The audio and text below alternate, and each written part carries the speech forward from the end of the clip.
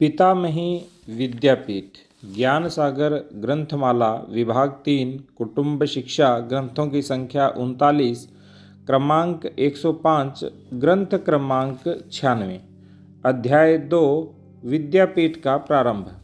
आज चैत्र शुक्ल एकादशी थी। पितामही विद्यापीठ के शिक्षण का कार्य प्रारंभ हो रहा था। सारे शिक्षार्थी उपस्थित थे, साथ ही कुछ नगरजन भी उपस्थित थे। सर्वप्रथम विद्यारंभ संस्कार हेतु यज्ञ किया गया। उपस्थित सर्व शिक्षार्थी यज्ञ कर सकें इतनी पर्याप्त संख्या में यज्ञ कुंड बनाए गए थे। उतनी ही संख्या में यज्ञ करवाने वाले पुरोहित भी उपस्थित थे। यज्ञ लगभग आधा घंटा चला। मुख्य बात यह थी कि यज्ञ के सारे मंत्र हिंदी भाषा में थे। सभी आयु वर्ग के लिए भिन्न भिन्न मंत्र थे। इन सभी मंत्रों की रचना स्वामी विश्वरूपानंद जी ने की थी। हिंदी में करने का कारण यह था कि यज्ञ करने वाले सब समझ सकें कि वे क्या कर रहे हैं। वैसे इन मंत्रों का संस्कृत अनुवाद भी यज्ञ पुस्तिका में दिया गया था। संस्कृत का परिचय हो और संस्कृत भाषा का सम्मान भी हो, यह ऐसा करने का उद्देश्य था। यह यज्ञ पितामही विद्यापीठ का वैशिष्ट्य बन गया, उसके स्वरूप का परिचय देने वाला भी था। यज्ञ एक सामाजिक, सांस्कृतिक और पर्यावरणीय महत्व रखने वाला कार्य था। समाज, संस्कृति और पर्यावरण के साथ व्यक्ति का संबंध और उसके प्रति कृतज्ञता अपने हर कार्य में पग पग पर प्रकट होनी चाहिए, यह संकल्प इसमें व्यक्त होता था। यह एक शुद्ध रूप से वैज्ञानिक कृति थी। परंपरा, आधुनिकता और वैज्ञानिकता का सुंदर समन्वय इसमें प्रकट होता था। विद्यापीठ के हर कार्य के साथ यज्ञ की कृति और यज्ञ की भावना जुड़ी रहेगी, यह आज से तय हो गया। कुलपति जी ने इसकी घोषणा भी की। यज्ञ के बाद आयु की अवस्था के अनुसार सारे छात्र कक्षाओं में विभाजित हो गए। सारी कक्षाओं की संख्या इस प्रकार थी: बालावस्था 30, किशोर अवस्था 15, युवावस्था 50, प्रौढ़ गृहस्थ 20, प्रौढ़ वानप्रस्थ 40, वृद्ध वानप्रस्थ 60 और 75 वर्ष से ऊपर की आयु के वृद्ध 7। सभी कक्षाओं को नाम दिए गए। बाल अवस्था को नाम दिया गया शिवाजी गढ़, किशोर को लक्ष्मीबाई, तरुण को नचिकेता, युवा को गार्गी, प्रौढ़ गृहस्थ को मैत्रेयी, प्रौढ़ वानप्रस्थ को विश्वामित्र और वृद्ध वानप्रस्थ को याज्ञवल्क्य। सभी गटों को यह नाम क्यों दिए गए थे, यह बात बाद में सबको बताई जाने वाली थी, परंतु आज सीधे कक्षाएं शुरू हो गई। शिवाजी गढ़ को कहानियां सुनाई गई। लक्ष्मीबाई गढ़ को 1857 के स्वातंत्र्य संग्राम का इतिहास तथा उसमें नाना साहेब पेशवा, तात्या टोपे तथा लक्ष्मीबाई की भूमिका बताई गई। नचिकेता गढ़ को सृष्टि रचना का वर्णन जो उपनिषदों में दिया गया था वह सुनाया गया था। गार्गी गढ़ को मंत्रोच्चार सिखाए गए थे। मैत्रेयी गढ़ को घर में की जाने वाली षोडशोपचार पूजा के बारे में बताया गया था और याज्ञवल्क्य गढ़ को धर्म के बारे में बताया गया। वृद्धों की कक्षा स्वामी जी ने ली। मैत्रेयी गढ़ को वरदलक्ष्मी जी ने और शेष कक्षाएं अन्य आचार्यों ने।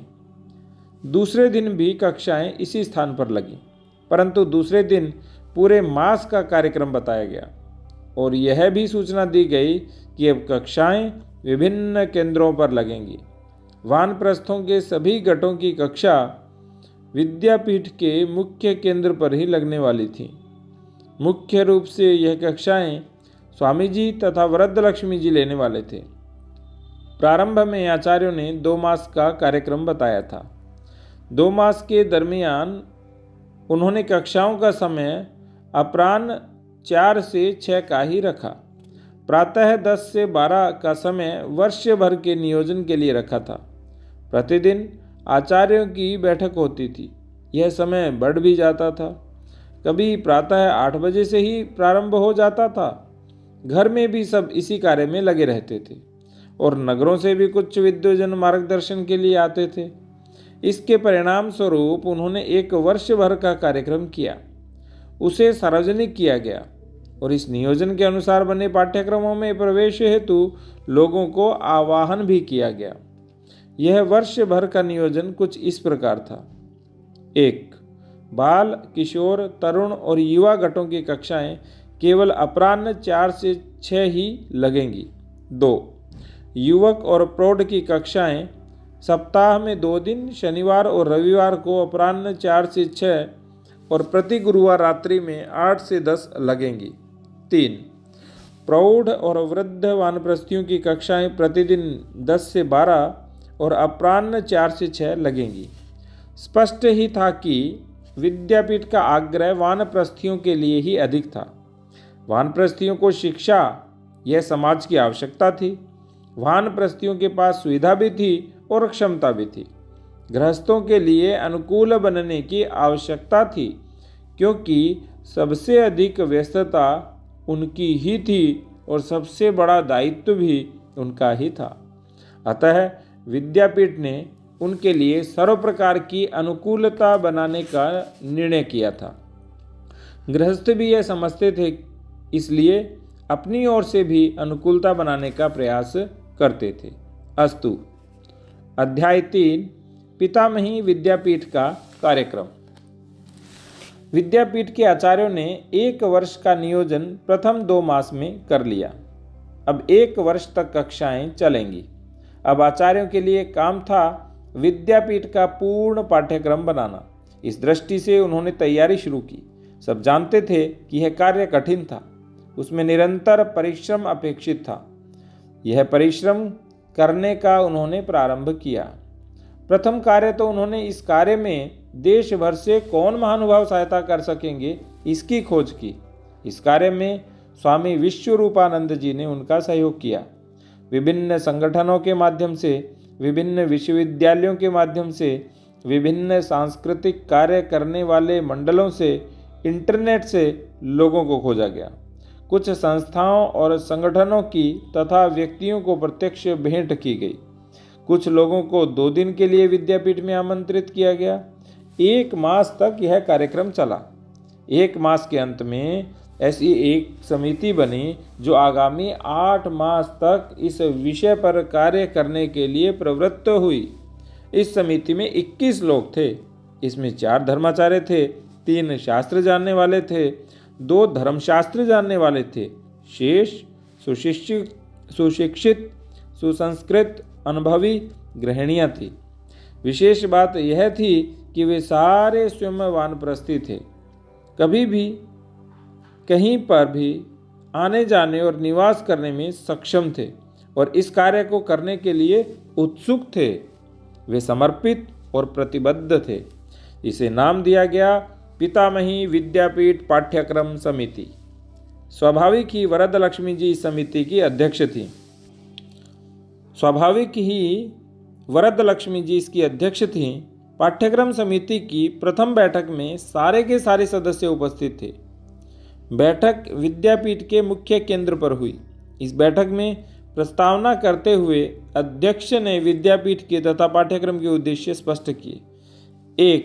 विद्यापीठ के उद्देश्य गृह संस्था को अपने मूल सही स्वरूप में प्रस्तुत करना और प्रतिष्ठित करना। इस हेतु ज्ञानात्मक प्रयासों के साथ साथ प्रबोधनात्मक प्रयास भी करना। 2. यह गृह संस्था भारतीय होगी। विश्व भर में भारतीय गृह संस्था के समान समाज धारणा, धर्म और संस्कृति की रक्षा तथा व्यक्ति और समाज को अभ्युदय और निःश्रेयस प्राप्त कराने वाली भारतीय गृह संस्था जैसी अन्य कोई व्यवस्था नहीं है। इस बात की समझ प्रथम भारत में और तदनंतर विश्व में विकसित करना। 3. वर्तमान में देश भर में जो शिक्षा तंत्र है उसके समानांतर एक तंत्र खड़ा करना और धीरे धीरे स्वायत्त शिक्षा तंत्र के विकास मार्ग प्रशस्त करना। 4. ऐसा करते समय वर्तमान तंत्र से कहीं पर भी संघर्ष में नहीं उतरना। समाज की सभी व्यवस्थाओं के अविरोधी रहकर कार्य करना। 5. शैक्षिक दृष्टि से विद्यालयीन शिक्षा का पर्याय नहीं, अपितु पूरक व्यवस्था निर्माण करना।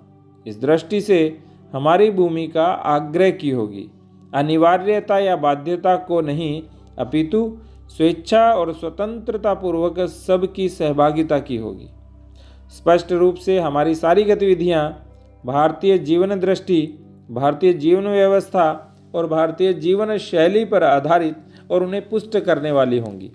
यह सब करते हुए न केवल घर अपितु भारत की सर्व व्यवस्थाएं, शिक्षा व्यवस्था सहित किस प्रकार स्वतंत्र और स्वायत्त समाज बनाने की दिशा में अग्रसर हो सकती हैं, यह दर्शाना इस विद्यापीठ का उद्देश्य है। इन उद्देश्यों को संक्षेप में बताने का कारण समझाते हुए वरद लक्ष्मी जी ने कहा कि आप सभी यदि सर्वमान्य विश्वविद्यालयों से शिक्षित और उनमें ही कार्य करने वाले होते, यदि आप स्वयं इसी दिशा में प्रयाण करने वाले नहीं होते, आप सब यदि आधुनिक पद्धति से प्रभावित होते, तो मैं इतने संक्षेप में यह उद्देश्य नहीं बता सकती थी। किंबहुना आप सब इस समिति के सदस्य ही नहीं होते, परंतु हम सब समान धर्मी हैं, इसलिए संक्षेप में बात करना संभव है। हमें विभिन्न प्रकार के पाठ्यक्रम तैयार करने हैं। यह बात ठीक से समझनी है कि हम घर के क्षेत्र में कार्य कर रहे हैं और विश्वविद्यालय की परिभाषा का प्रयोग कर रहे हैं। दोनों में अंतर भी है और समानता भी है। घर सहज, जनौपचारिक और रहने वालों के जन्म सिद्ध अधिकार का केंद्र होता है। वह छोटी इकाई है। छोटी इकाई भी स्वयं पूर्ण और स्वायत्त होती है। वहाँ लिखित पाठ्यक्रम, सामूहिक नियोजन, वैधानिक अनुशासन नहीं होता। विश्वविद्यालय एक बड़ी इकाई है। विभिन्न स्थानों से, विभिन्न पार्श्वभूमि से, संपादन के उद्देश्य से कुछ समय के लिए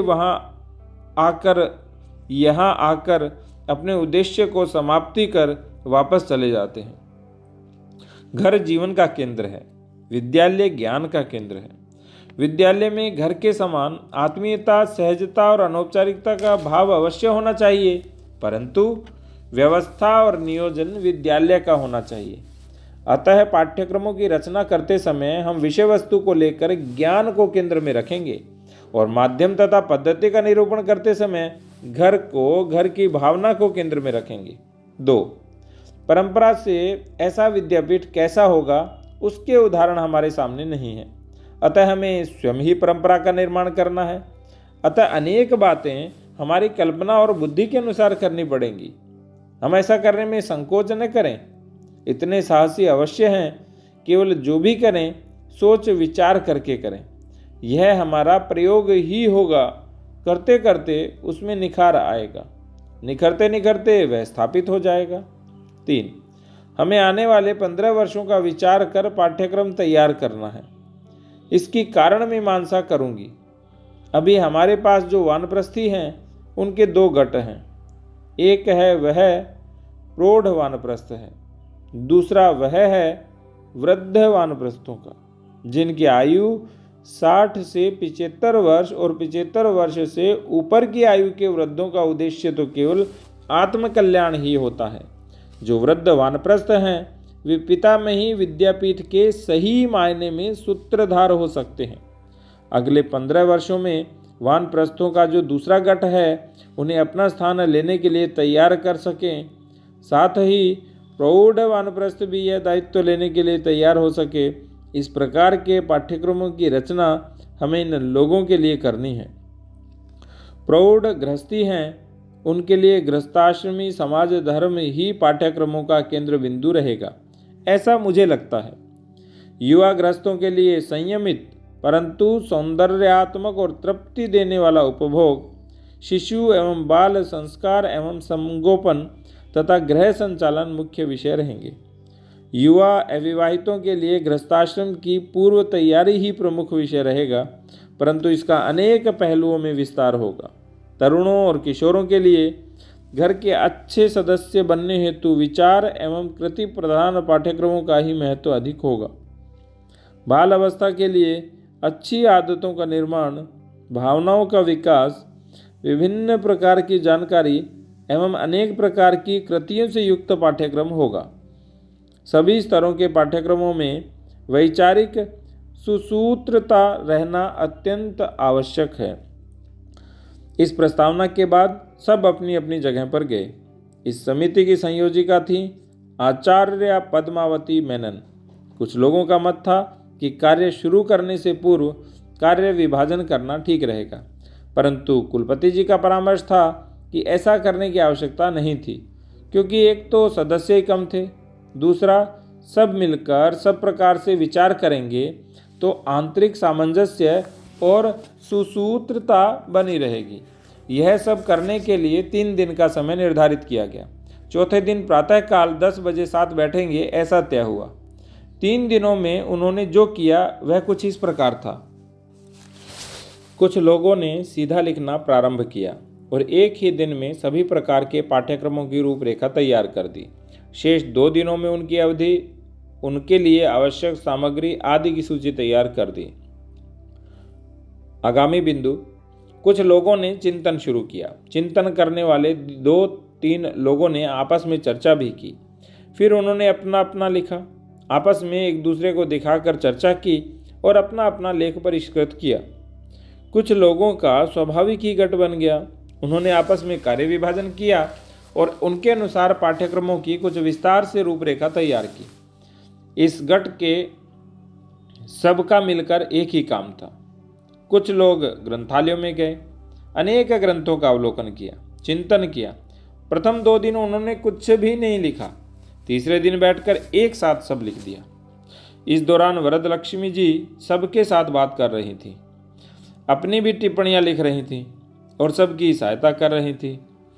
अध्ययन से, आपसी विचार विनिमय, संयुक्त प्रयास से और कुलपति जी के मार्गदर्शन से जो रचना हुई और निश्चित स्वरूप दिया गया वह इस प्रकार था। वृद्ध वानप्रस्थ, आयु गट 60 से 75, याज्ञवल्क्य गट। 1. पितामही विद्यापीठ का उद्देश्य, संकल्पना एवं स्वरूप। 2. भारतीय जीवन दृष्टि, जीवन व्यवस्था, जीवन शैली। 3. भारतीय जीवन दृष्टि, जीवन व्यवस्था और जीवन शैली की चिरंजीविता, समानता और सार्वभौमत्व। 4. विश्व की वर्तमान स्थिति में भारत की भूमिका। 5. अध्यात्म, धर्म, संप्रदाय, संस्कृति, समाज, इन संकल्पनाओं की समझ तथा इनके आंतर संबंध की स्पष्टता। 6. गृह संकल्पना एवं स्वरूप। 7. आश्रम व्यवस्था एवं आश्रम चतुष्टय। 8.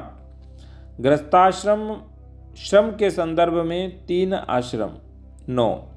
भारतीय शास्त्र ग्रंथों का विस्तृत परिचय। 10. विवाह शास्त्र, अधिजनन शास्त्र। 11. पाक शास्त्र। 12. गृह संचालन एवं गृह कौशल। 13. गृहस्थाश्रमी का समाज धर्म। 14. आयु की विभिन्न अवस्थाओं में जीवन विकास और उसका केंद्र घर। 15. वंश परंपरा। 16. व्यक्ति, कुटुंब, समाज, राष्ट्र, विश्व और सृष्टि की एकात्मकता। 17. रामायण, महाभारत और श्रीमद् भगवद गीता का जीवन परक अध्ययन। 18. दुर्लभम भारते जन्म है, विश्व के संदर्भ में भारत। 19. पौरुषपूर्ण वानप्रस्थाश्रम, समाज हेतु उपकारक वानप्रस्थाश्रम। 20. जीवन मुक्ति की प्राप्ति की ओर। 21वीं शताब्दी हेतु पितामही विद्यापीठ की रचना के आयाम। 22. वृद्धोपसेवन, पद्धति, माध्यम, सामग्री और आचार्य। वृद्ध वानप्रस्थ पितामही विद्यापीठ के गौरव रूप छात्र हैं। वे ही भावी आचार्य हैं। वे ही विद्यापीठ की परंपरा बनाने वाले, उसे समृद्ध करने वाले और उसे प्रसारित करने वाले हैं। विद्यापीठ में इनका स्थान अत्यंत आदर का है। इनका आचार्यों से बराबरी का नाता है, तथापि यह अपने आप को छात्र माने, इसमें इनकी शोभा है। विद्यापीठ के सारे तरुण अविवाहित युवा छात्र इनकी सेवा करेंगे और उपसेवन भी करेंगे। इनके लिए आचार्य मुख्य रूप से स्वामी विश्वरूपानंद जी और स्वयं कुलपति जी होंगे। साथ ही देश भर के श्रेष्ठ विद्वजन और धर्माचार्य समय समय पर केवल इनके मार्गदर्शन के लिए आएंगे। आगामी बिंदु, विशेष प्रकार के ग्रंथालय की व्यवस्था इनके लिए होगी। ग्रंथालय में ग्रंथ तो होंगे ही, साथ में ऑडियो और वीडियो कार्यक्रम भी होंगे। वीडियो कॉन्फ्रेंसिंग की भी व्यवस्था रहेगी। आगामी बिंदु, नियत समय सारणी होने पर भी इनके लिए कार्यक्रम मुक्त स्वरूप का रहेगा। जब किसी का प्रवचन अथवा कार्यक्रम होगा तभी नियत समय सारणी रहेगी, अन्यथा वे अपनी पद्धति से अध्ययन करेंगे। आगामी बिंदु, स्वाध्याय और चर्चा अध्ययन के प्रमुख माध्यम रहेंगे। इसके लिए समय समय पर औपचारिक अनौपचारिक गोष्ठियों का आयोजन किया जाएगा। इनमें यह सब वक्ता और श्रोता के नाते सहभागी होंगे। आगामी बिंदु, प्रौढ़ वानप्रस्थियों के साथ भी विचारों के आदान प्रदान की श्रृंखला बनी रहेगी। आगामी बिंदु, स्वाध्याय के साथ साथ अनुसंधान और ग्रंथालयों का भी आग्रह रहेगा। शाश्वत ज्ञान संपदा को युगानुकूल स्वरूप देने के लिए यह अत्यंत आवश्यक है। उनके लेखन को प्रकाशित करने की व्यवस्था होगी। आगामी बिंदु, विद्यापीठ के उद्देश्य और स्वरूप, विचार और व्यवस्था के प्रसार कार्य में यह सब सहभागी हों, ऐसी अपेक्षा भी की जाएगी। आगामी बिंदु, विचार और व्यवहार के सारे आयामों में हम यह सब केवल स्वांतः सुखाय नहीं, अपितु स्वांतः सुखाय के साथ साथ जगत हिताय कर रहे हैं, इसका स्मरण नित्य रखा जाएगा। आगामी बिंदु, ये सभी विद्यापीठ के भावी आचार्य बनने वाले हैं, इस बात का भी नित्य स्मरण रखा जाएगा। अर्थात इसके लिए पिता में ही होना आवश्यक है, यह भी देखा जाएगा। आगामी बिंदु, पुरुष छात्र विद्यापीठ के आचार्य नहीं बन पाएंगे, यह सत्य है, परंतु इस प्रकार का ज्ञान क्षेत्र का अत्यंत महत्वपूर्ण प्रकल्प शुरू कर सकते हैं, यह भी सत्य है। यह करने के लिए भी आज तो यही एक माध्यम है। आगामी बिंदु, इनके संचालक आचार्य नहीं, अपितु ज्ञान दान करने वाले आचार्य, परामर्शक आदि बनने का अवसर तो अवश्य प्राप्त होगा। आगामी बिंदु, अभी तो यह प्राथमिक स्वरूप का निरूपण है, प्रयोग करते करते इसमें परिष्कार होता जाएगा और स्थिरता प्राप्त होती जाएगी। अस्तु। राम राम, राधे राधे, हरे कृष्ण।